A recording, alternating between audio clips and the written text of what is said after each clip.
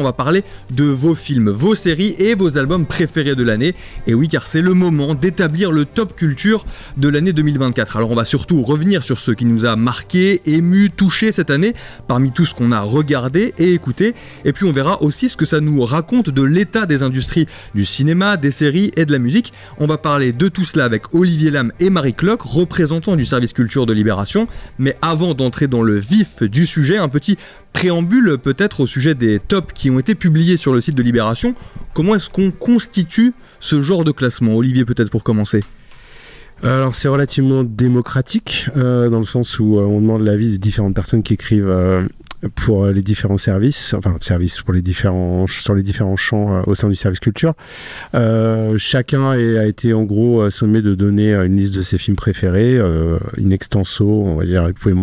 Les années passées on montait à 23, 24. Cette année on a décidé de s'en tenir à 10 objets culturels, autant films, albums ou séries, et ensuite on recoupe et on compte, on va dire de manière plus ou moins mathématique ce qui ressort, et ensuite on fait une sorte de réunion où on regarde les différentes choses qu'on a et on essaie quand même d'établir quelque chose qui éditorialement est intéressant et sort un petit peu, on va dire, du tout mathématique. C'est-à-dire qu'on peut se permettre de mettre en avant des films dont on estime qu'ils n'ont pas été suffisamment choisis par les différents collaborateurs pour établir une liste qui éditorialement fait sens par rapport à l'année qu'on a passée, et puis aussi à l'histoire qu'on veut raconter avec ce top, parce que on pourrait y revenir, mais enfin pour nous un top c'est pas les 10 meilleurs films, c'est les 10 films qu'on a envie de mettre en avant qui pour nous racontent l'année. Un top c'est en soi absurde puisqu'il n'y a pas de raison qu'une œuvre soit meilleure qu'une autre, on va dire objectivement. C'est vraiment un travail, c'est lié à notre travail éditorial et aux choses qu'on souhaite mettre en avant, éventuellement les choses plus fragiles qu'on souhaite mettre en avant par rapport à des choses qui ont été plus massives, mieux représentées dans les médias, mieux mises en avant, y compris par nous, histoire de, voilà, encore une fois, je raconte une histoire, quelque chose de journalistiquement un peu cohérent. Est-ce qu'il y a parfois, Marie, des tensions au sein du service culture de Libération quand l'heure d'établir le top de l'année arrive? Il y a eu des blessures, là, plusieurs. L'établissement du top musique a été assez violent. Enfin, c'est bien que ça reste entre nous. Non, mais des tensions. Je pense que les débats ont été assez virulents. Enfin, traditionnellement, ils ont lieu dans les canapés de la tisanerie. Hein. Donc, on établissait un triangle avec donc Olivier Lam, Lélo Jimmy Battista et moi qui étions présents ce jour-là. Et bon, le ton a pu se hausser à certains instants, mais collégialement. Il y a eu des moqueries, il y a des disques qui n'ont pas été, qui ont finalement été bootés hors du top, alors que honnêtement, mathématiquement, ils avaient toutes les raisons d'y être. C'est la 3e fois que tu emploies le mot mathématiquement. J'ai jamais entendu aussi souvent ce mot au sein du service culture, quoi. Alors que c'est pas du tout comme ça que ça se passe. Enfin, c'est vraiment au décibel-mètre, quoi. C'est pas du tout mathématique ce qui se passe. Non, On a quand même essayé de garder un peu les différents coups de cœur des uns et des autres, même si il y en avait qui sortaient tellement nulle part, c'était tellement hors sol par rapport aux choses dont on avait parlé dans l'année. Je précise quand même qu'on fait un petit travail quand même on se relit et on reparcourt quand même tout ce qu'on a publié pendant l'année, les choses qu'on a mises en avant, etc. On va dire la seule condition sine qua non pour être présent dans ce top, c'est d'avoir été évoqué au moins une fois dans le journal, en format long ou en format court. Il y a des moments où on a des coups de cœur énormes sur des disques, et puis on se rend compte 6 mois plus tard que finalement, on tient pas plus que ça forcément à les mettre en avant. Et puis on s'est dit là vraiment cette année qu'on se fichait un peu d'être vraiment représentatif par rapport justement au choix qu'on avait établi, juste éventuellement aller chercher un petit peu au fin fond des pages, notamment les pages qu'on publie tous les vendredis, qui est la page, on va dire, chronique musique. Des fois on parle de disques qu'on adore en très peu de signes. C'est la seule manière vraiment de suivre l'actualité musicale de manière suffisamment régulière de manière à donner un peu une image de l'énorme production, de la pléthore de disques qui paraissent chaque semaine, et d'aller chercher des disques qu'on a éventuellement traités en 900 signes, et puis là tout d'un coup de les remettre en avant, tout simplement parce qu'on avait envie d'avoir un top qui soit à peu près équilibré, suffisamment personnel, puis qui raconte encore une fois quelque chose de ce qui a été l'année, notamment en musique du service culture. C'est un petit peu plus consensuel, si je peux dire, en cinéma, en tout cas pour moi, pour avoir participé, on va dire au choix éditorial des 3 séries musique et cinéma, dans le sens où on essaye vraiment que les avis et les coups de cœur de chacun soient représentés. En cinéma, c'est vraiment on fait ça avec Didier Perron, Sandra Onana, c'est quand même un travail très sérieux. Et pour les séries, on fait ça avec Marius Chapuis, et pareil, j'avais demandé à Théo Ripton, à Clélia Cohen, à Léo Soesanto, vraiment de faire remonter les choses qui pour eux étaient vraiment importantes. Et puis on a essayé de mettre les choses à plat, et on est arrivé à quelque chose, et là on s'est permis d'aller chercher une série dont on n'avait pas parlé, mais c'était une manière de rattraper ce raté, en fait. Voilà. Alors le chat, comme d'habitude, je relais évidemment vos questions quand vous les écrivez, je les relais à nos 2 invités, et aussi pour vous dire, là dans nos discussions sur les tops de l'année, on va commencer dans quelques instants avec le top album, donc plutôt chapitre musique, donc n'hésitez pas déjà dans le chat à nous relayer vos tops de l'année. On va aussi parler des tops des lecteurs du coup de Libération qu'on en a déjà reçu, dont on va un petit peu parler, donc n'hésitez pas dans le chat à déjà nous relayer ça. Mais j'ai encore une question sur l'établissement, la confection en tout cas de ces tops. Tout à l'heure, en préparant un petit peu ce stream, Olivier, je te disais, en tout cas je te demandais, est-ce que un top, quand on l'établit à Libération, est-ce qu'on peut dire que c'est un travail subjectif ? Et je te répondais que la critique n'est jamais subjective. Je trouve ça très intéressant, c'est pour ça que je voulais en parler aussi en ouverture de ce stream. Oui, alors le travail critique, je rappelle toujours un peu pour moi ce qui est la base, c'est que la critique, c'est pas une opinion, la critique, c'est un mélange, évidemment. Il y a une part de subjectif dans les choix et dans les sensibilités de chacun pour aller, on va dire, déterminer ce qui fait qu'un objet, à nos yeux, importe ou n'importe pas, et éventuellement est concluant ou pas du tout. J'utilise des mots vraiment à dessein très centristes. Mais il y a une grande part aussi d'analyse, de théorie, j'ai envie de dire d'expertise. Et là, et c'est pour ça qu'on s'est amusé aussi dans l'introduction du top musique à rappeler que notre top ne pouvait pas être le même que celui de qui que ce soit sur la Terre, puisqu'il était par définition arbitraire. Je préfère le mot d'arbitraire parce que l'arbitraire, c'est vraiment un choix. Encore une fois, on va chercher 10 objets, c'est minuscule par rapport à la pléthore de musique qui est créée chaque année et distribuée, surtout maintenant avec Internet, les plateformes de streaming indépendantes ou qui appartiennent à des multinationales, tout ça mélangé, c'est absolument monstrueux. Donc évidemment que c'est du cherry picking, comme on dit en anglais, c'est vraiment aller chercher des petites choses et essayer de se frayer un chemin qui nous semble cohérent, mais qui, encore une fois, bénéficie. C'est une manière pour nous de décider mais j'ai envie de manière presque scientifique, je peux dire, mathématiques, sciences, de ce qui est important. Et ça, on l'établit avec, encore une fois, nos expériences, et aussi parce que toute l'année, on baigne dedans. C'est-à-dire que nous, moi, je reçois à peu près 300-400 liens d'écoute de musique par semaine. Je n'écoute pas tout, évidemment. Une grande partie de mon travail, on va dire, de mon temps libre, j'en ai pas beaucoup, je l'utilise vraiment à aller gratter à droite à gauche tous les labels, les artistes, etc. Cliquer de lien en lien. J'aime bien citer Jean Dénel Beauvalet, ancien des Arocs, lui qui parle de ses quêtes. Voilà, il se met un casque sur les oreilles et puis il part. Ça, on n'arrête jamais de le faire. Évidemment, on retourne sur les choses qu'on connaît déjà, et puis on suit les liens, les conseils des gens qu'on aime, etc. Et on essaie d'aller trouver un peu les choses qui sont importantes, et puis après, évidemment, on fait remonter comme à la pêche des choses. Et ça, j'ose imaginer que ça participe quand même, et que ça fait 25 ans que je fais ce métier, ça participe d'une sorte d'expertise qui nous permet, je crois, de repérer les choses. Encore une fois, ça n'annule absolument pas les goûts des uns et des autres. Ça n'a pas vocation à remplacer ou à s'imposer comme quelque chose qui serait... Par contre, ça peut éventuellement, d'un point de vue journalistique, informer les gens sur ce qu'un collectif de journalistes, on va dire avec une certaine expérience, peut présenter comme étant la musique qui importe à un moment T. Tu veux rajouter quelque chose ? Oui.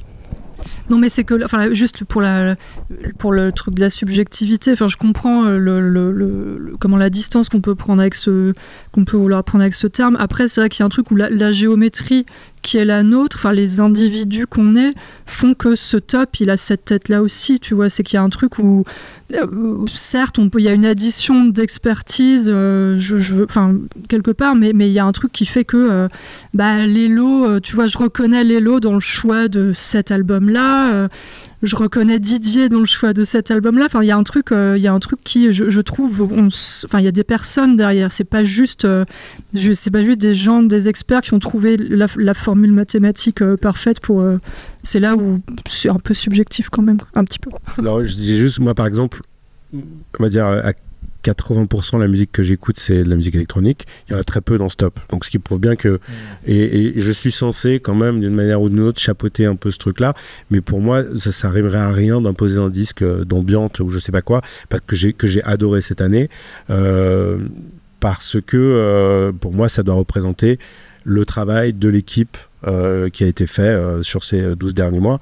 Et donc, c'est à peu près ça. Voilà. Typiquement, l'album de The Cure, que moi j'ai écouté une première fois chez Universal en me disant voilà, et 2 semaines après, je me rendais compte que je l'écoutais en boucle et que ce disque allait marquer quelque chose de mon année, et ça, je pouvais pas aller contre ça.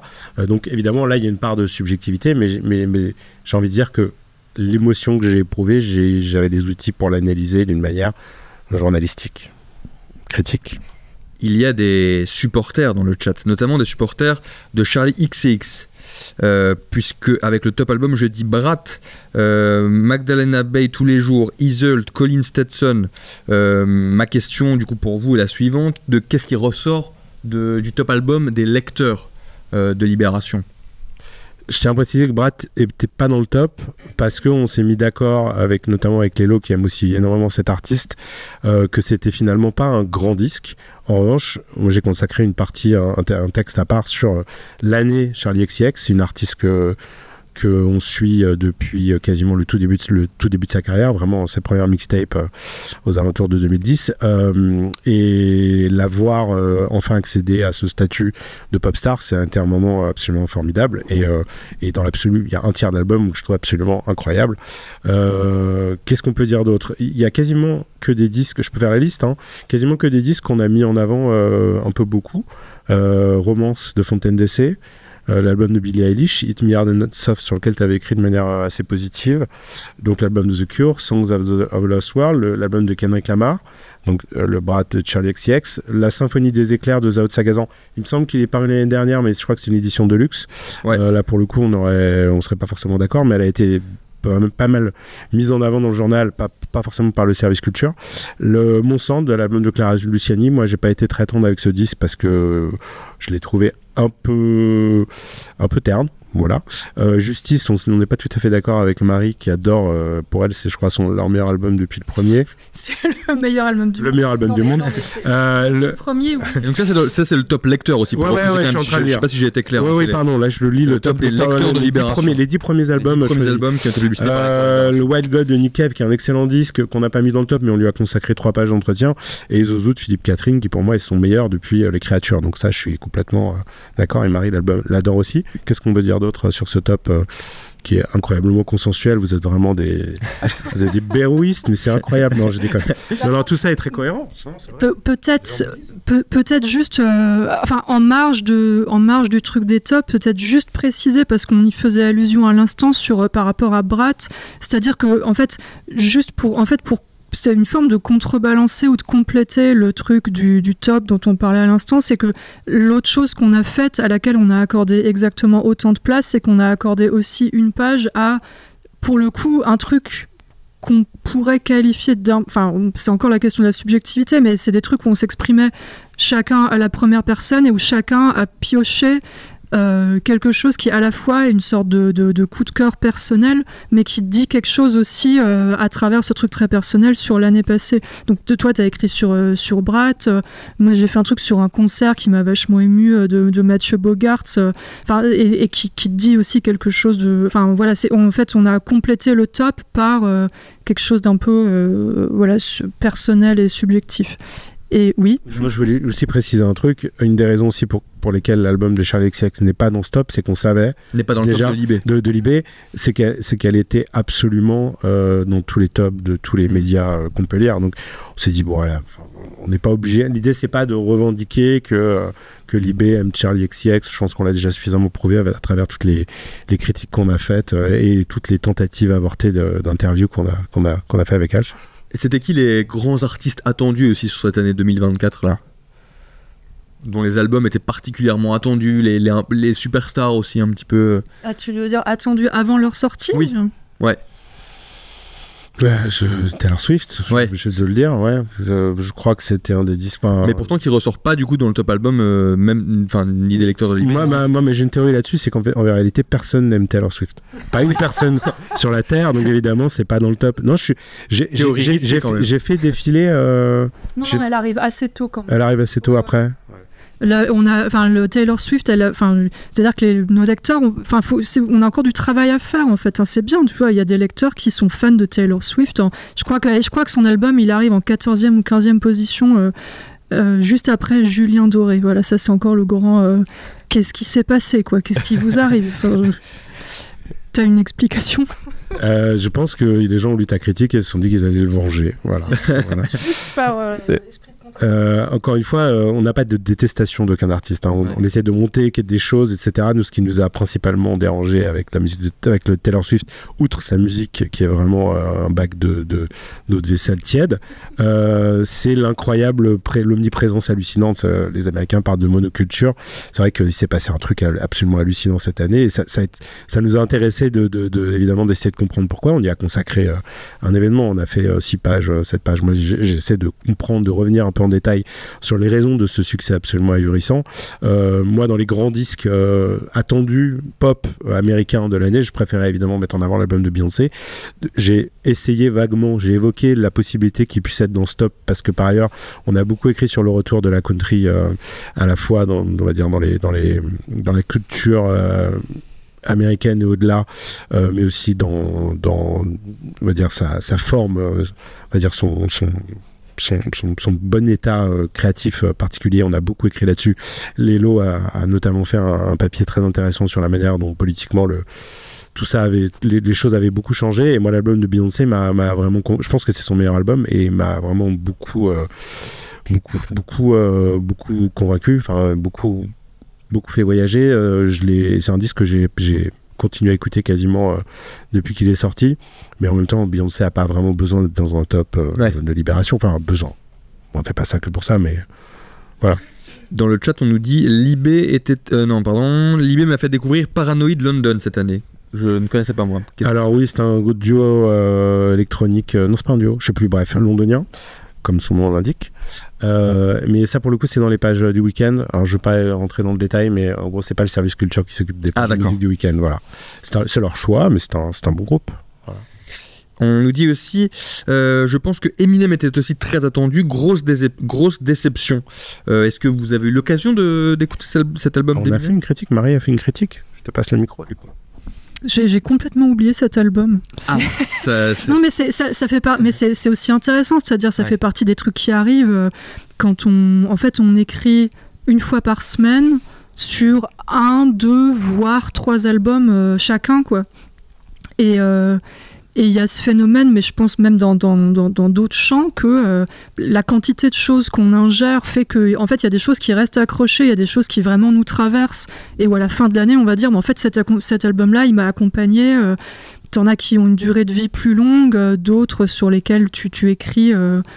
Sur le moment, t'es convaincu, et puis en fait, 2 semaines plus tard, tu l'as déjà oublié. L'album d'Eminem, en l'occurrence, je me souviens l'avoir écouté. Je me souviens pas avoir écrit dessus, mais et pourtant j'ai écrit dessus. Donc c'est un album qui malheureusement m'a pas marqué, quoi. Personne. Ouais. Est-ce que quelqu'un a été marqué par l'album d'Eminem? Manifestez-vous dans le chat si vous avez été marqué par l'album d'Eminem.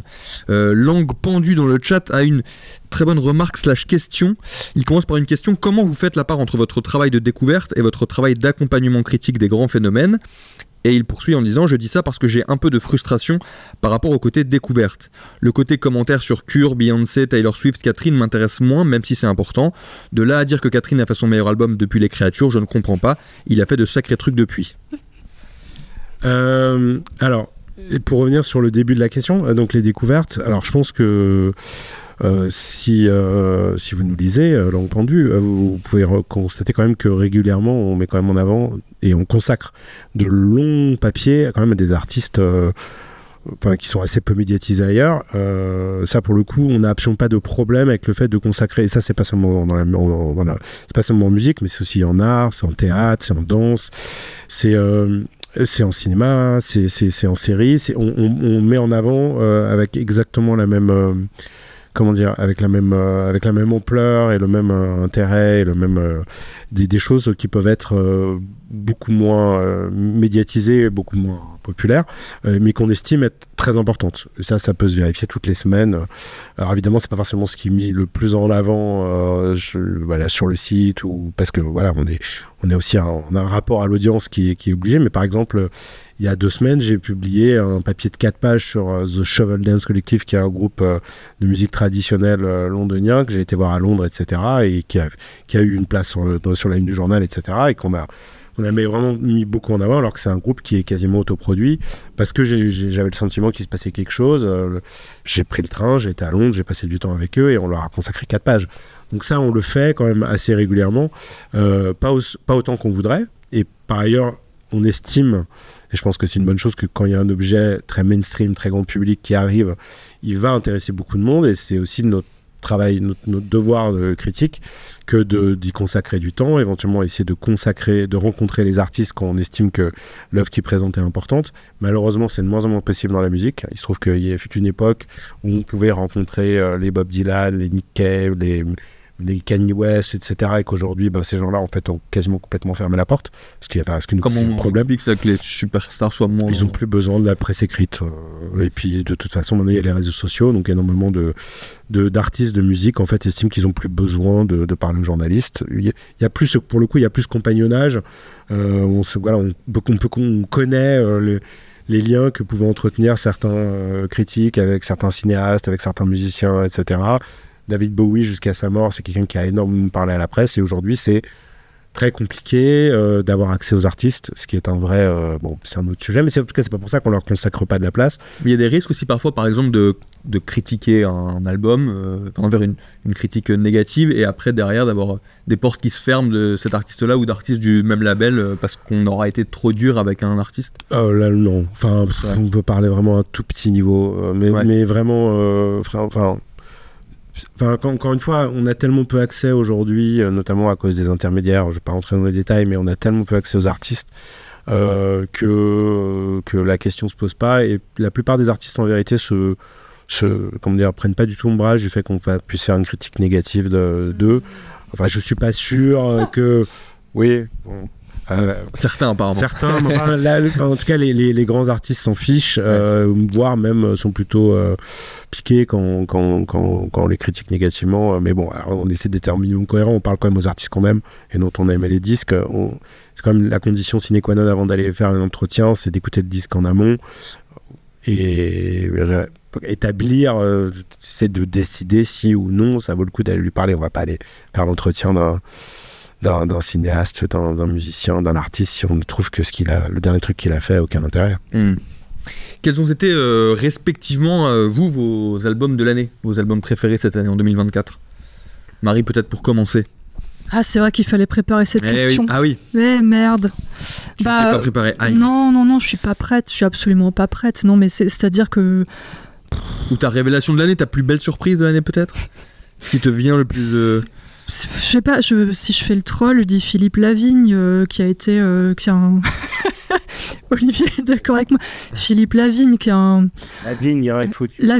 Philippe Lavigne, qui est un professeur de lettres, je crois, à la retraite, qui a sorti un album cet été sur Bandcamp, dont j'ai fait la critique. Alors voilà, c'était Langue Pendue tout à l'heure, qui disait on parle un petit peu trop de Beyoncé.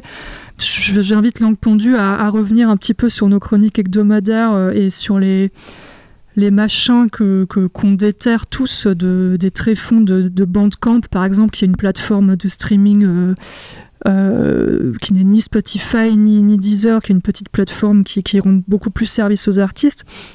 Philippe Lavigne donc, a composé un album entier de reprises de classiques de la chanson française comme La danse des canards, des choses comme ça. Donc quelqu'un dans le chat me demande s'il s'agit de la fusion de Catherine et d'Avril Lavigne.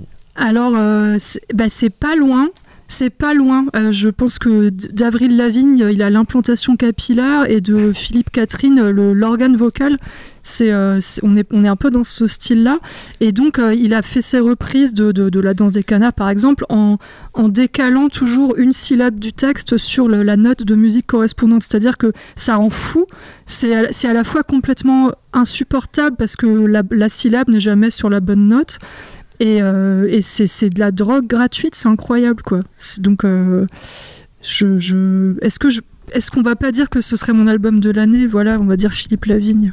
Et un album comme ça, par exemple, comment est-ce qu'il parvient à vos oreilles? Est-ce que ça, c'est de la découverte, ou est-ce que ça a assez circulé pour que ça arrive jusqu'à vos oreilles? Comment ça se passe, la découverte d'un album comme celui-ci, par exemple? J'aimerais m'en souvenir, hein, mais ça fait partie des trucs où passer des heures ça se passe beaucoup. En fait, pour le genre j'aime beaucoup découvrir des tout petits trucs, des albums comme ça improbables qui ont été écoutés par 4 personnes mais qui peuvent avoir un intérêt. Bon, là en l'occurrence, c'est un peu extrême. Enfin, j'exagère un petit peu, mais c'est souvent par capillarité, c'est-à-dire qu'en fait, je suis beaucoup d'artistes ou de petits musiciens ou de petits groupes ou de tout petits labels et machin va parler de trucs, qui parle de trucs, et en fait par ricochet, moi c'est beaucoup un tissu comme ça, quoi, de une sorte de toile d'araignée un petit peu obscure, que je sais plus quel fil j'ai tiré ce jour-là quand je suis tombée sur Philippe Lavigne, mais j'étais très contente de pouvoir en parler dans l'IB, quoi. Olivier, toi, quel a été ton album préféré, ton album de l'année? Je vais avoir beaucoup de mal à en choisir un. Je vais citer une artiste que j'aime beaucoup, qui est guatémaltèque, qui s'appelle Mabé Frati. Elle vit à Mexico depuis 7-8 ans, je crois. Et elle est violoncelliste, chanteuse. Elle est assez productive. Elle a fait, je crois, 2 albums cette année. Elle a un groupe avec son compagnon. Et cet album qui s'appelle Sentir que no sabes est vraiment un très très très beau disque. C'est assez difficile à décrire. C'est des chansons assez progressives, on va dire, dans une tradition qui découlerait notamment, par exemple, des chansons de Robert Wyatt en Angleterre. Mais aussi elle a quelque chose d'extrêmement sud-américain qui est très mexicain aussi, et en même temps très lyrique. Elle a une manière de chanter qui est assez belle. J'avais fait son portrait et je l'avais interviewé il y a quelques temps à la veille d'un concert qu'elle a fait à Paris dans le cadre du Pitchfork Festival. Et peut-être que on va dire dans un doublon hispanophone, je vais citer ouais, j'en fais 2 parce que j'ai envie. Mais c'est pour rattraper le tien. Voilà. Non, c'est vrai que oui, c'est vrai que ouais, c'est vrai. Mais du coup, je suis obligé de le dire maintenant que j'ai fait le teasing. Non, Niño de Elche, Canto de lo Gitano, je crois, de Gitano, je sais plus exactement quel est le titre, qui est le 3e disque de la trilogie de Niño de Elche, qui est un chanteur de flamenco originaire de Valence, qui est dans une création extrêmement libre, parce qu'il peut autant faire de la musique électronique très très abstraite que des chansons, interpréter des chansons flamenco très anciennes, de manière très épurée, juste guitare-voix. Là, qui a sorti un album absolument splendide il y a quelques semaines. Voilà, je crois que c'est les 2 disques qui m'ont le plus, avec lesquels j'ai le plus vécu cette année, si je fais exception des vieilleries. Voilà. Dans le chat, préparez-vous à nous sortir vos films préférés de l'année, on va bientôt y arriver. Tu voulais rebondir ou pas? Oui, non, c'est juste, comme on est sur les mathématiques, ce soir, j'estime que j'ai droit à un 2e album. Je t'en donne complètement autorisation. Et je serai pas longue, mais Myriam Gendron, je pense que quelqu'un qui vraiment m'a accompagné, toute cette année dans tout type de moments, c'est une chanteuse folk montréalaise. Que j'ai eu la chance de voir en concert 2 fois, et j'ai rarement vu un concert dans lequel une salle entière était muette, mais quasiment même, entre les morceaux il y avait des applaudissements, et c'est tout. Enfin, tu entendais les mouches voler pendant le concert, ce qui est assez rare dans un lieu comme le Badaboom. Enfin, si nos auditeurs, enfin nos spectateurs sont peut-être pas tous parisiens, mais le Badaboom, c'est quand même une salle qui est plutôt un environnement club que je connais très bruyant habituellement. Et là, j'ai jamais vu le Badaboom aussi calme. Les gens pleuraient en silence. C'était très très beau. D'ailleurs, tu parles là d'une artiste montréalaise, mais moi je voulais aussi que vous me parliez d'une révélation canadienne dont vous m'avez un petit peu parlé tout à l'heure, de Cindy Lee, puisque vous m'expliquez tout à l'heure, c'était assez intéressant la liaison entre Taylor Swift, en tout cas l'album de Taylor Swift et l'album de Cindy Lee. Oui, alors c'est deux disques qui ont été, on va dire, relativement, qui ont été très remarqués par la critique, peut-être pas autant par le public. Évidemment, Cindy Lee, qui est une artiste, alors ça va être compliqué de la genrer parce que quand c'est un musicien à la base qui jouait dans un groupe qui s'appelait Women et queer, mais qui a un alter ego drag qui s'appelle donc Cindy Lee. Donc quand elle fait de la musique, il faut la genrer en femme, et donc qui a sorti un album absolument incroyable, entièrement enregistré quasiment seul avec un ami batteur, quasi autoproduit, puis quasiment auto-distribué par le biais d'un vieux site, d'un vieil hébergeur que tout le monde a oublié de l'internet 1.0 qui s'appelle GeoCities. Donc on a des écoutes que tout le monde a découvert sur YouTube en réalité, puisque l'artiste avait mis aussi son disque en flux comme ça, un seul fichier de 2 heures sur internet, et ça a suffi en fait pour faire une espèce de bouche à oreille assez hallucinant, puisque ça me traînait de poudre. L'album s'appelle Diamond Jubilee, ce qui est je pense un hommage, donc c'est les 75 ans du rock'n'roll, et on traverse comme ça 75 ans de musique, mais c'est un disque aussi dont on va dire le côté nostalgique est complètement lié à, on va dire, la névrose de son créateur, et ça crée, c'est un disque qui contient 2 heures de musique, exactement comme l'album de Taylor Swift qui est sorti cette année, mais qui pour le coup n'a bénéficié d'aucune espèce des machineries monstrueuses, pas d'un mainstream totalement conquérant.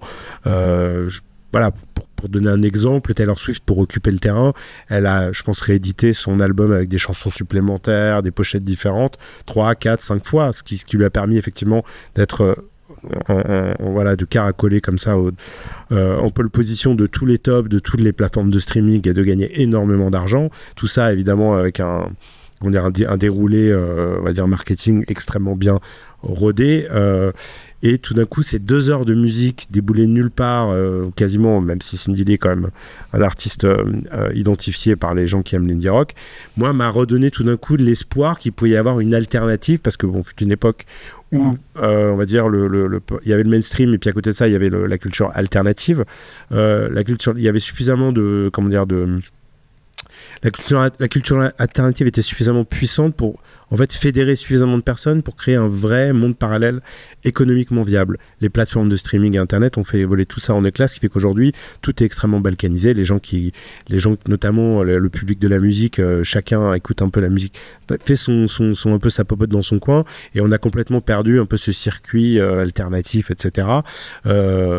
Et malgré ce côté complètement, j'ai envie de dire, apocalyptique, on va dire, du champ économique de l'industrie musicale indépendante, et ben, quelqu'un aujourd'hui, par la grâce en fait de la technologie, puisque aujourd'hui on peut passer directement en fait de l'album de Taylor Swift à l'album de Cindy Lee avec le même appareil, fait qu'un disque de Cindy Lee peut culturellement être aussi important qu'un album de Taylor Swift pour une minorité de personnes, mais ça c'est très important. Et évidemment le disque a été numéro 1 de Pitchfork, et ça raconte quand même quelque chose, et je pense que c'est le frémissement de quelque chose qui pourrait revenir dans les années à venir, c'est à savoir d'une vraie culture alternative à la monoculture du mainstream impérialiste américain, anglo-saxon, etc., même si évidemment les choses sont plus complexes, parce qu'aujourd'hui on écoute beaucoup de musique en espagnol, en arabe, et tout ça est évidemment très positif. Voilà. Passons au cinéma peut-être, avec plusieurs remarques. Géographe nous dit que ses 2 films préférés cette année sont Venom et The Last Dance. J'ai également pas pu voir Here de Robert Zemeckis, mais ça m'a l'air fort plaisant. Ou encore, pour moi cette année, c'est Romance, Imaginal Disc et GNX. Ah oui, donc là on reparle aussi des albums de l'année. Gemello de Angelica Garcia. Est-ce qu'il y a des choses là parmi lesquelles que j'ai citées sur lesquelles vous voulez rebondir ou... Venom, grand film, très très grand film. Non, Here de Robert Zemeckis que je me suis roulé par terre pour qu'il soit dans le top des films de fin d'année, mais on était 2 à l'avoir vu et Sandra Onana, pour ne pas la citer, a détesté. Donc le film ne s'est pas retrouvé dans le top. Par ailleurs, c'est un truc très particulier parce que c'est Robert Zemeckis qui autrefois est un réalisateur de blockbuster. Voilà, les gens le connaissent pour Retour vers le futur, etc. Mais qui est aussi un expérimentateur de forme et de technologie très. Il a toujours été à la pointe un peu depuis Roger Rabbit jusqu'à Contact, etc. Et là, qui a fait un film assez effectivement fascinant puisque c'est un plan unique de 1h40 avec des percées comme ça et un morphing à peu près permanent et des voyages dans le temps à peu près permanents qui racontent l'histoire d'un seul lieu depuis, on va dire, d'un seul lieu situé évidemment en Amérique du Nord, sur la côte est, depuis, on va dire, les dinosaures jusqu'à nos jours, et notamment à travers le biais d'une seule famille à la fois qui a vécu les décennies d'émancipation depuis l'immédiate après-guerre en 45 jusqu'aux années 90, l'émancipation mais aussi l'enfermement dans une petite ville américaine, le capitalisme, enfin, tout ça raconté avec une forme absolument incroyable. Voilà. Et oui, désolé Jules Grave, je n'avais pas compris que c'était le titre complet, Venom The Last Dance. Désolé Jules Grave, merci pour la précision. Mais je me souvenais plus que ça s'appelait comme ça. C'est Sandra Onana aussi qui l'a vu. Elle a adoré. C'est son film de l'année. Voilà. Je vois aussi dans le chat qu'on salue un film qui est revenu, si je ne m'abuse, dans le top de Lecteur Libé. C'est Emilia Pérez. J-Reaper76 qui nous dit c'est peut-être le film qui mélange correctement le monde du musical et du cinéma thriller. Et donc j'ai envie de dire top film 2024. Il ressort aussi dans le top Lecteur Libé, c'est bien ça. Absolument. En première position, ouais, il est en numéro 1, voilà.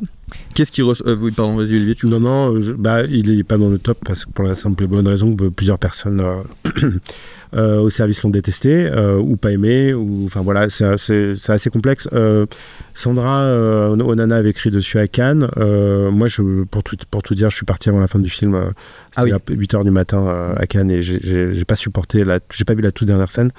On avait fait une critique assez négative et puis Luc Chessel l'a revu à Paris et on a fait une critique plutôt positive, donc on a été assez partagé sur le film. Je ne vais pas revenir en détail sur ce que j'en ai pensé, sur ce qu'en ont pensé les collègues, mais en tout cas il n'y avait pas de consensus du tout sur ce film de Jacques Audiard. D'ailleurs, sur le top des lecteurs libés sur les films, qu'est-ce qu'il en ressort, peut-être dans les grandes lignes? Alors, je peux lire les titres. Alors, donc on a Emilia Pérez, par ordre de, on va dire, en nombre de votes. Ouais. Ensuite, Les graines du figuier sauvage de Mohamed Rassoulov. En fanfare, je me souviens plus du cinéaste, film que nous n'avons pas critiqué parce qu'on a oublié d'aller le voir et Didier Perron l'a vu et je sais que ça lui a pas mal plu. Je dis ça, s'il nous regarde, salutations, il est en vacances.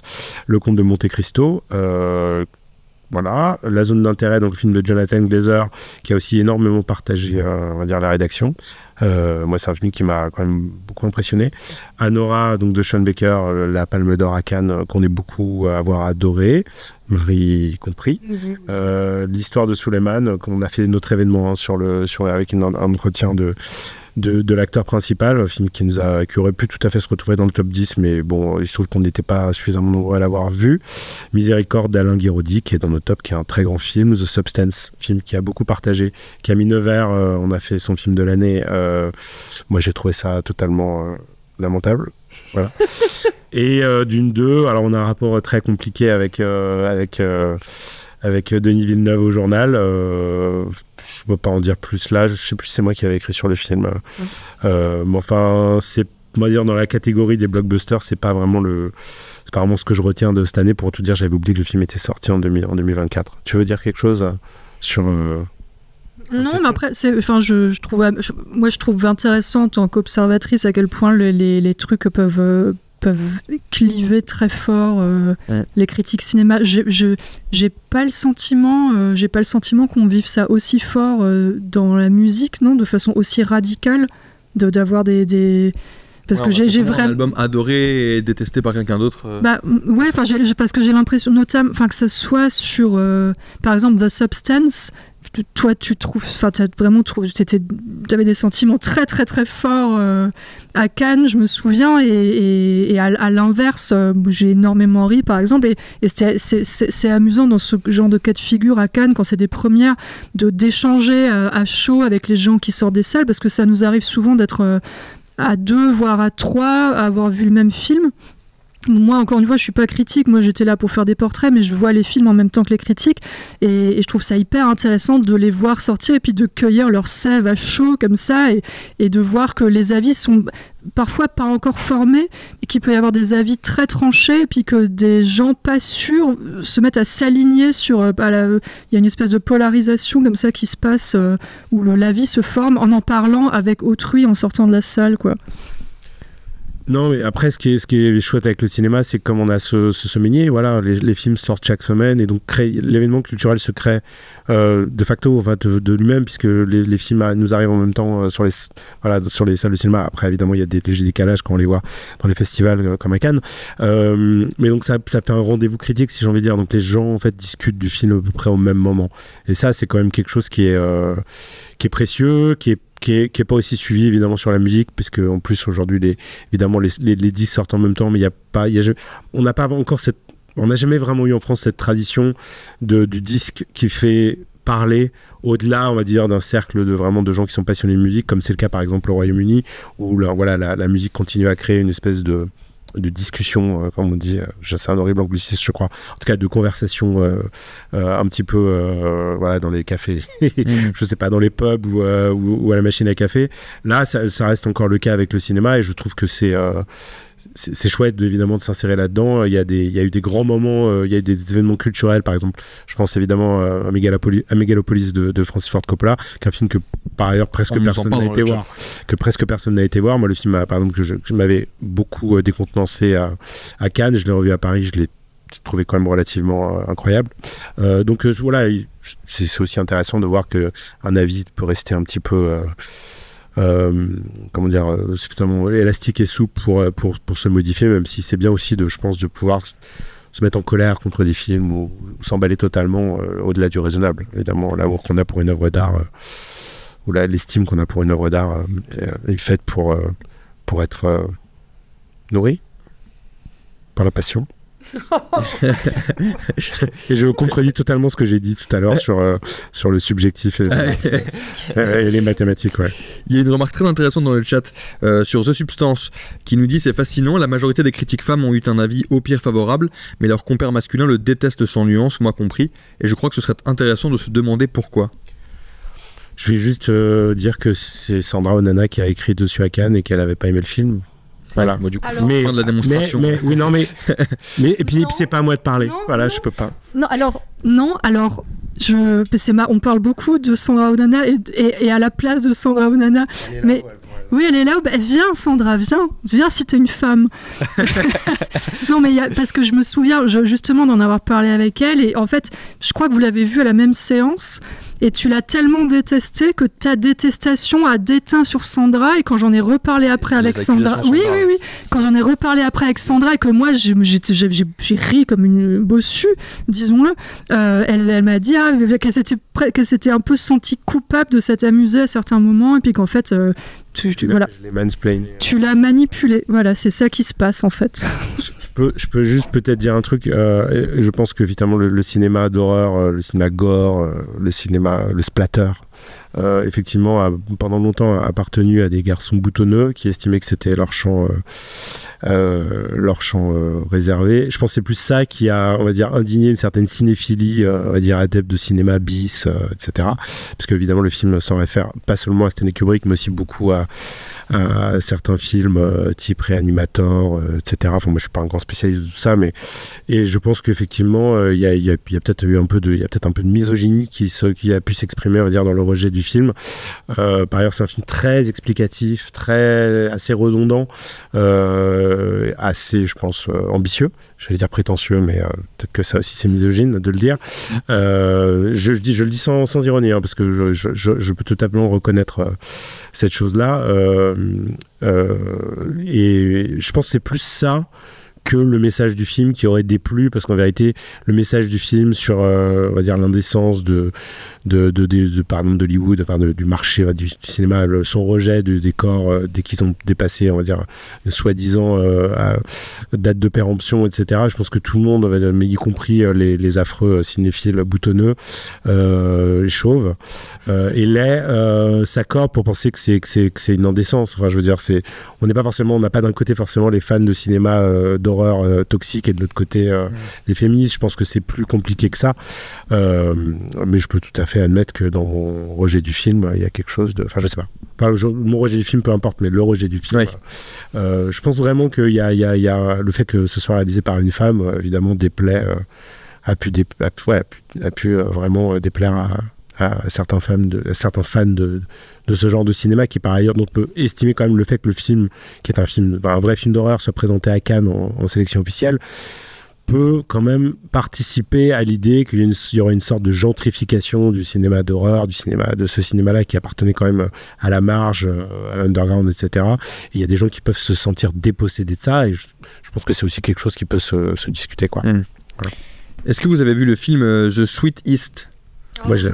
On nous en parle dans le chat, qui nous dit peut-être pas le meilleur de 2024, mais je n'arrête pas de penser à ce film qui, avec son air de sale gosse bancal, ramène un peu de subversion dans le cinéma américain indépendant. Moi, j'adore ce film. J'avais fait d'ailleurs une interview de Sean Patrick Williams, le cinéaste, et de sa comédienne. Je suis désolé, son nom m'échappe. On l'a vu à Cannes, mais c'était pas cette année, c'était l'année précédente, si je dis pas de bêtises. Il est sorti très tôt en début d'année, donc il est peut-être un peu sorti de notre esprit. Puis par ailleurs, on n'était pas tout à fait d'accord tous sur le film. Il se trouve que Sean Patrick Williams fait partie d'une nouvelle génération de cinéastes indépendants américains qui nous passionnent. Il y a 10 jours, on a publié une interview d'Elisabeth Franck-Dumas de 2 cinéastes, Tyler Taormina et Karsten Lund, qui ont beaucoup travaillé ensemble, l'un étant le chef opérateur de l'autre, et qui ont sorti tous les deux films. L'un qui s'appelle le film de Tyler Taormina, le titre va m'échapper, Christmas in... Bref. Miller's Point.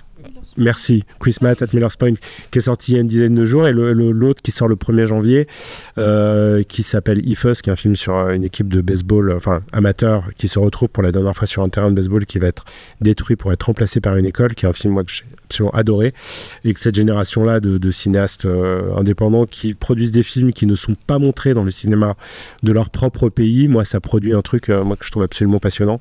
Donc, c'est des cinéastes qu'on suit de très près, et The Sweetie, c'était un super film, vraiment. Pas un grand film, un petit film, mais un super film. Voilà.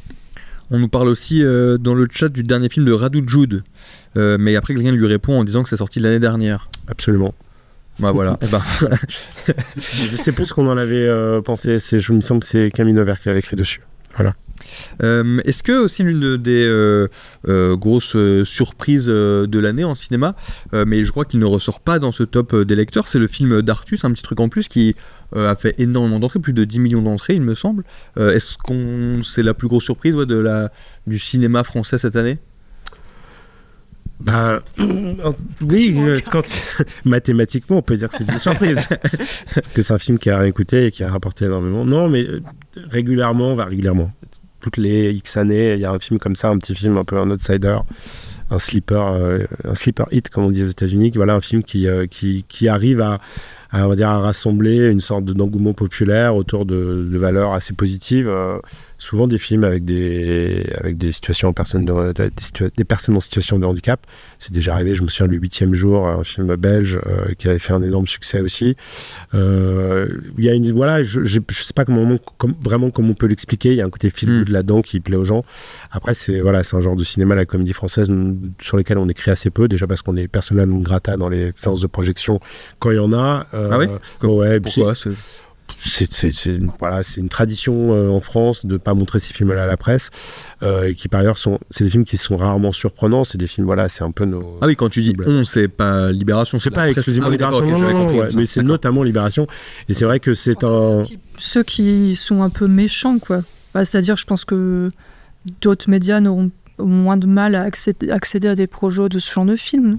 Quand il y en a, mais en tout cas, voilà, c'est un film qui, voilà, pour être honnête, on était complètement passé à côté de sa sortie parce qu'encore une fois, petit film, petite comédie réalisée et mettant en avant un humoriste. C'est pas beaucoup des films qu'on traite, pas par snobisme, hein, c'est juste parce que on a énormément de choses à traiter et que d'une manière générale, on a une culture, on va dire, critique à l'IB qui constitue quand même, comment dire, qui on va plus traiter, on va dire, d'un petit documentaire qui sort dans une seule salle, mais qui nous a beaucoup intéressé pour essayer de faire parler de ce dont parle ce film et de mettre en avant le travail de là ou du cinéaste, que d'une comédie qui de toute façon va se retrouver par défaut sur 5 ou 600 écrans. Il se trouve que celui-là, au départ, était un petit film. Franchement, on l'avait même pas identifié avant qu'il sorte. C'est un peu pareil pour Enfant Phare d'ailleurs.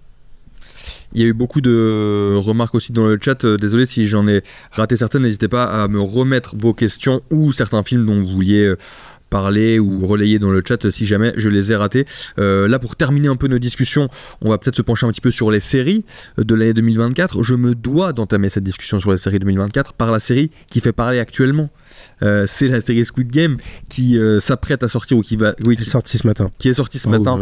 Ouais. Une critique a été faite aussi dans Libération. Est-ce que tu peux nous en dire 2 mots, toi, Olivier, sur cette critique de Libé, juste dans les grandes lignes, hein, sans aller dans les ailes, puisque c'est pas toi qui l'as écrite? Non, c'est Léo Soesanto qui a regardé 4 épisodes pour nous. Il n'a pas eu accès à toute la saison en amont. Ça se passe comme ça habituellement quand on doit critiquer une série? Ça dépend des séries.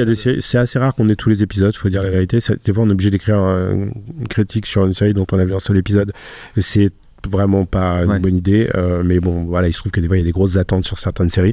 Là, dans le cadre de Squid Game, c'est la saison 2, c'était la saison 1 remonte il y a plusieurs années, on sait le phénomène culturel, voire au-delà que ça a été, donc évidemment on se devait de l'avoir en amont autant que faire se peut et d'écrire dessus.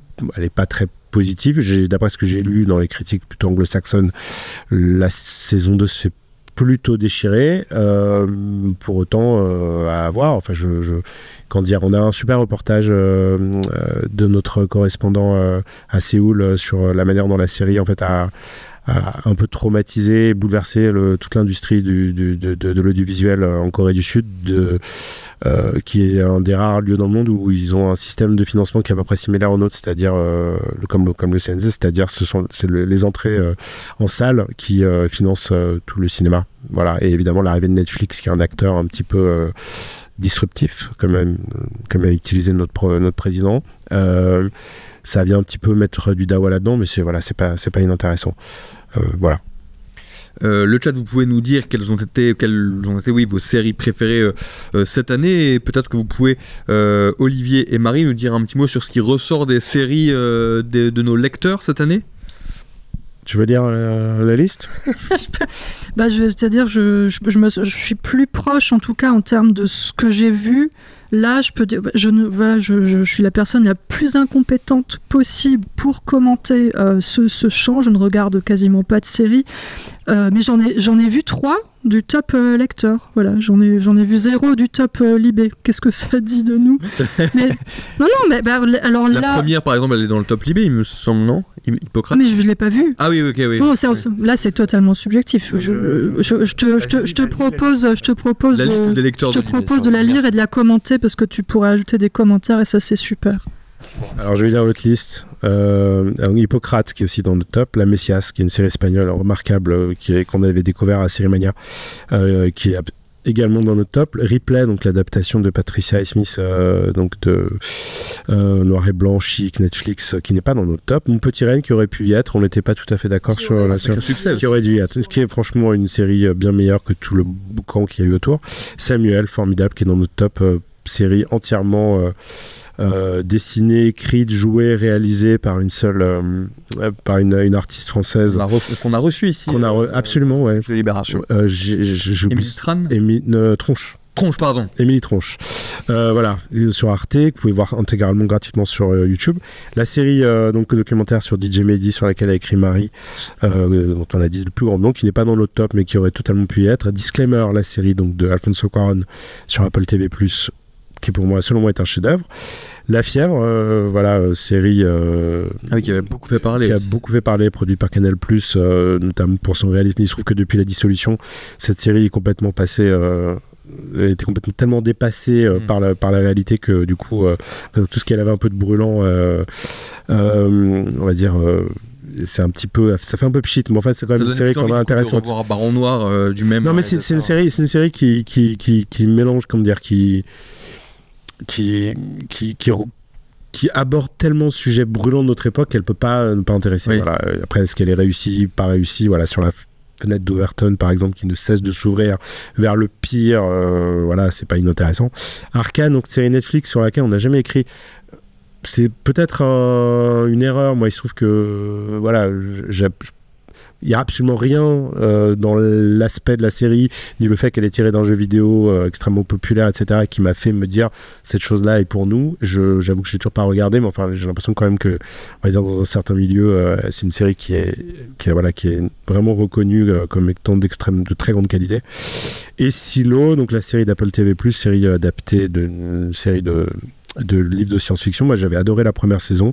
Je me suis un peu empêtré dans la deuxième. Il faudrait que je la termine, mais elle aurait pu y être aussi. Moi, j'avais adoré la première saison, donc série donc avec l'actrice Sarah Ferguson. Qu'est-ce que je peux dire? Je peux peut-être parler un petit peu top de séries celles qui sont pas. On a parlé pas mal de séries qui n'en étaient pas la première saison cette année, parce que c'est important de faire le suivi des séries, pas seulement de parler des séries qui se lancent ou des mini-séries, voilà, qui sont toujours des événements culturels beaucoup plus faciles à aborder par la critique, mais une série c'est sur le temps long aussi, c'est important de le rappeler. Donc il y a Curb Your Enthusiasm qui s'est terminé après 23 ans je crois, c'était sa 13e saison, série du très grand Larry David. La Messias, donc la série espagnole des Javiers, c'est comme ça qu'on les appelle je crois, qui est sur Arte, qui est vraiment une très très grande série. Voilà, je vous invite à retourner lire la critique qu'en avait fait Marius Chapuis. La 3e saison d'Hippocrate, donc qui est arrivée assez récemment sur Canal+. La 2e saison de La Diplomate, la seule bonne série Netflix, je pense, de ces derniers temps. Mon petit Ren, merci. Evil, série incroyable de Robert et Michel King que peu de gens ont regardé. C'est deux vieux showrunners, en tout cas vétérans, qu'on connaît pour avoir fait beaucoup de séries de procedurals, comme on dit, c'est-à-dire de séries autour du monde des avocats, notamment The Good Wife, The Good Fight, et là qui se sont lancés dans une série qui apparemment est une espèce de remake des X-Files avec trois enquêteurs qui travaillent pour le Vatican et qui sont supposés déterminer si des cas de possession, d'exorcisme, etc. sont réels ou complètement fantasmés. Et ce qui est formidable, c'est que la série, en fait, sous ce couvert un petit peu mainstream, en fait, nous emmène dans des tréfonds de tout ce qui déconne dans l'être humain. C'est absolument une série sur le meurtre, sur le sacrifice, une très grande série quasiment, et aussi de commentaires en temps réel en fait de la vie politique américaine, qui s'est malheureusement terminée de manière un peu abrupte cette année. Donc disclaimer, la série de Alfonso Cuarón, donc qui est une mini-série mais une grande œuvre pour moi d'Alfonso Cuarón. La 5e saison de Fargo, qui était sur Canal+, si je dis pas de bêtises, qui est un grand retour, de son showrunner, dont le nom m'échappe, mais voilà, qui est quasiment au niveau de la première saison. Mr. and Mrs. Smith, donc de Donald Glover, alias Childish Gambino, avec Maya Erskine, cette super comédienne, qui est une revisitation donc, du film avec Brad Pitt et Angelina Jolie, mais dans un format complètement éclaté. Et voilà, une série, je pense, qui était sur Prime Video, qui a pas mal déplu, et j'avoue que je m'explique pas pourquoi, parce que moi je l'ai trouvé d'un charme et d'une invention hallucinante. Donc Samuel, la série animée donc d'Arte, et Slow Horses, voilà, on a complètement fait une entorse à notre règle qui était de mettre dans un top quelque chose dont on n'avait pas parlé, mais là je l'ai fait parce que c'est une série formidable, pareil sur Apple TV+, une série anglaise d'espionnage sur, on va dire, le département des rebuts des services secrets anglais, et qui évidemment se retrouve à traiter des affaires les plus chaudes avec vraiment plein de comédiens formidables et un ton et un humour vraiment. Abonnez-vous à Apple TV+, ne serait-ce que pour regarder Slow Horses, dont c'était la 4e saison, il y en aura une 5e, et tous les gens qui ont vu cette série que je connais passent leur temps à en parler autour d'eux. Donc on en revient à ce truc un petit peu que mettait en avant Théo Ribeton dans le bilan de fin d'année là, qu'on a publié sur le site et qui sera dans le journal demain, qui est en gros se battre un peu contre les algorithmes de recommandation des plateformes et puis revenir un peu au bon vieux bouche à oreille. Parce qu'il y a des séries comme ça, La Messias, c'était totalement ça, que les gens regardent et ont envie de faire regarder aux autres. Ça, il y a ce truc-là quand même autour de la série. Il y a une petite question pour terminer sur Disclaimer. On nous demande de développer sur Disclaimer. J'ai trouvé ça bavard et pâteau, mais je suis peut-être passé à côté. Alors c'est un peu compliqué comme ça de justifier. Non, je pense que c'est une très grande série sur le point de vue. C'est une série qui mélange 3 ou 4 points de vue et autant de voix off, de voix de narration, et qui en fait l'intègre à la fois par l'image et aussi par le son. Il y a quelque chose d'absolument fascinant. Moi, c'est là que j'ai compris qu'il se passait quelque chose que j'avais jamais vu. Alfonso Cuarón, c'est un cinéaste du prototype et de l'invention par l'image, par le son, par la post-production, etc. Mais qui ne le fait pas de manière ostentatoire. Et il cache énormément de choses qui vous atteignent. On ne sait jamais exactement pourquoi. Je pense à Roma, évidemment, le film, qui est un des premiers grands films qui nous est arrivé par Netflix. Moi, que j'ai eu la chance de voir sur grand écran, qui est un film dans lequel il y avait des choses qu'on n'avait jamais vues au cinéma, mais on avait du mal à comprendre pourquoi, parce qu'évidemment, c'était un film en noir et blanc, assez réaliste sur l'enfance, sur une enfance rêvée à Mexico. Et puis en vérité, en regardant un peu la manière dont le film avait été fabriqué, on se rendait compte qu'il y avait des prodiges d'effets spéciaux, totalement pour cacher des choses, notamment sur le flou et sur le net. Et là, il y a un travail sur le son. Et sur le retournement de situation, sur le réel, sur la vérité, sur le mensonge, qui est absolument, il y a un rapport entre la narration, la vérité et l'image, ce qu'on voit à l'image, ce qu'on nous raconte, ce qu'on nous montre, qui est totalement en décalage. C'est une série qui est sur le mouvement en fait entre le perçu et le réel, les images, les histoires et les mensonges qu'on se raconte à soi-même. Moi, je trouve que c'est une série qui est vraiment vertigineuse. Une toute dernière question sur votre métier. Marie, tu peux peut-être y répondre. Comment vous faites, nous demande Salut Gabi, pour voir tout ça et écouter aussi tout ça, puisqu'on parlait de musique tout à l'heure. Est-ce que vous avez tous des vies parallèles, des jumeaux ou encore des stagiaires? C'est ce que nous demande Salut Gabi. Comment ça fonctionne? En vrai, c'est ça la vraie question. Moi, c'est cette question que je me pose sans arrêt. Je me dis comment ils font pour regarder toutes ces séries. Enfin, je ne comprends pas. Ou écouter tous ces albums. Après, c'est-à-dire, bon, pour le coup, oui. Enfin, j'écoute beaucoup de musique, mais Olivier, non seulement il a pu parler de chacune de ses séries, il a vu les films et il a entendu les albums. Donc là, moi, j'ai des suspicions. Je suis assez inquiète.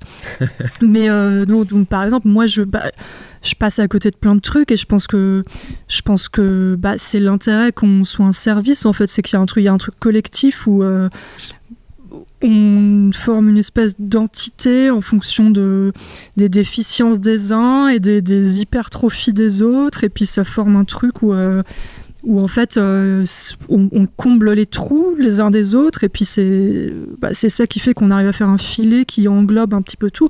Mais si tu prends les individus, on a tous des trucs qui passent totalement hors de nos radars. Et il y a un truc où, pour parler du champ de la musique, chacun d'entre nous a d'autres radars, tu vois. Enfin, c'est-à-dire que c'est aussi des années de fréquentation de tel ou tel milieu ou de telle ou telle scène musicale ou tel genre qui font que tu commences à avoir tu commences à pouvoir déterminer peut-être plus vite qu'avant ce qui va te plaire, ce qui ne va pas te plaire, ce qui va te parler, ce qui ne va pas te parler. Il est temps que ce live se finisse car j'ai la goutte au nez et je n'ai pas de mouchoir et je ne voudrais pas morver dans cette bonnette. Et donc il y a un truc où je pense qu'il y a peut-être une efficacité qui se développe avec le temps aussi, où tu as moins de scrupules à zapper en fait quand ça te parle pas tout de suite. Moi, c'est vrai que que ça soit dans les lectures ou dans la musique, je constate qu'avec le temps, j'ai peut-être un peu moins de patience, un peu moins de tolérance avec les choses à force d'en avoir ingurgité. Et j'ai moins de scrupules à abandonner un livre à la moitié quand je me dis que vraiment j'en ai marre de lutter. Et pareil avec un disque en fait. Voilà, donc finalement je passe la parole à Olivier. Oui, puis moi je voulais savoir aussi si on peut, quand on est critique cinéma, musique, série, est-ce qu'on peut écouter les choses avec légèreté, ou est-ce qu'on est forcément dans une démarche entre guillemets intéressée quand on se confronte à l'œuvre Non, mais c'est important de garder un jardin secret où on regarde des choses pour soi, on écoute des choses pour soi. Moi, j'écoute énormément de musique pour moi, vraiment énormément. Bon, j'écris absolument pas dessus pour Libération, et c'est important de garder quelque chose. J'ai envie de dire, c'est des choses quasiment à domicile. Pareil pour les films qu'on a envie de revoir, ou les séries, les conneries qu'on regarde à la maison. Et ça, c'est très important que ça puisse exister. Mais en même temps, on a cette chance, effectivement, quand on a un enthousiasme, tout d'un coup, de pouvoir effectivement en rendre compte d'une manière ou d'une autre et de le partager par l'écriture. Et moi, j'ai toujours ce truc-là, effectivement, quand quelque chose me passionne, j'ai envie d'écrire dessus. Voilà. Donc c'est depuis que je suis tout petit, presque. Effectivement, j'aime beaucoup ce que Marie a dit sur le service comme une entité. Je sais pas comment t'as dit, mais en gros, on se passe les choses. Voilà, je rends hommage à Marius Chaput qui se tape un nombre de séries médiocres par semaine absolument hallucinant, qui joue beaucoup aux jeux vidéo, qui lit beaucoup de bandes dessinées. Je pense qu'il est la personne qui consomme, entre guillemets, le plus d'œuvres culturelles dans tous les services. Il se soigne pour ça, j'espère. Mais donc oui, c'est très important de lire pour soi, et puis c'est important d'être dans des quêtes un peu personnelles. Moi, je sais que je suis tout le temps un peu en recherche, en train de gratter les choses à droite à gauche, et il faut garder la curiosité, il faut garder cette chose-là, parce qu'en vérité, la curiosité qu'on peut avoir pour des choses pour soi, en fait, d'une manière ou d'une autre, elle va se décliner pour des choses sur lesquelles on est obligé d'écrire, parce qu'évidemment, on va pas mentir aux gens, il y a des films ou des séries, voilà, donc c'est la patate chaude, on n'a pas envie d'y aller, et on y va quand même, parce qu'il faut toutes les semaines, quasiment, il y a plusieurs objets, voilà. Et je voulais aussi parler, parce qu'on n'en a pas du tout parlé ce soir, on couvre aussi les chambres du théâtre, et je crois pas qu'il y aura un top pièce de théâtre, parce que voilà, une pièce de théâtre, c'est difficile à voir. Souvent, c'est sur une période de temps limité. En revanche, il y a un top art plastique qui va apparaître dans nos pages lundi, 3 pages, qui est fait par Elisabeth Franck-Dumas, Claire Moulin et Clémentine Mercier. Clémentine Mercier qui suit de son côté la photographie, et de quelle manière, de manière extrêmement assidue et extensive, comme on peut le voir tous les ans pour le Liberté Photographe qu'on fait au moment des rencontres photographiques d'Arles. Enfin voilà, on est tout le temps dans un flux tendu culturel. Il y a les expositions, on couvre énormément de choses, et des choses qui sont, la culture, on sait à quel point c'est quelque chose de large. La bande dessinée, oui, j'allais oublier la BD, donc on couvre, notamment Marie couvre, plus que régulièrement dans toutes nos pages. Donc voilà. Et nos viewers peuvent retrouver cela sur le site de Libération et dans les pages culture également. Absolument, 4 pages tous les jours, plus les pages du week-end, plus sur le site, je sais pas, une dizaine d'articles par jour. Voilà, on a tous besoin de vacances. Notre stream touche à sa fin. Merci beaucoup à vous de nous avoir suivis, et merci à vous, Marie et Olivier, d'avoir été avec nous ce soir pour nous parler de ces différents tops de Libération. Merci au nom de tous, merci, c'était une joie.